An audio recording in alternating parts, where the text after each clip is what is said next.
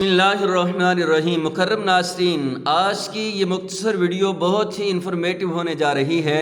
آج کی اس مختصر ویڈیو میں آپ کو ایک ایسا خاص عمل بتانے جا رہا ہوں۔ یہ چند کلمات بالکل آسان ہیں، آسانی سے زبان پر جاری ہونے والے کلمات ہیں، لیکن اگر آپ نے یہ عمل شروع کر دیا اور آپ نے کامل یقین کے ساتھ اللہ کی ذات پر توکل کرتے ہوئے یہ چند کلمات روزانہ پڑھنے کی عادت بنا لی، کتنی بار پڑھنے ہیں، کب پڑھنے ہیں، یہ ساری معلومات اس مختصر ویڈیو میں دینے جا رہا ہوں۔ اگر آپ اسلامی سوچ ٹی وی چینل پہ نئے ہیں تو چینل کو سبسکرائب، ویڈیو کو لائک اور شیئر کر دیں تاکہ یہ اہم معلومات دوسروں تک بھی پہنچ سکے۔ مکرم ناظرین، کلمات بالکل آسان ہیں۔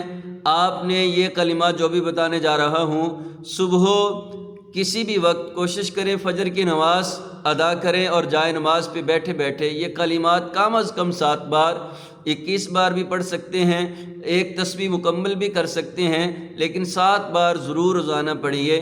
اول آخر درود پاک بھی پڑھ لیں بے شمار برکات کے لیے، اور وہ کلمات ہیں: حسبی اللہ لا الہ الا ہوا علیہ توکلت وہو رب العرش العظیم۔ حسبی اللہ لا الہ الا ہوا علیہ توکلت وہو رب العرش العظیم۔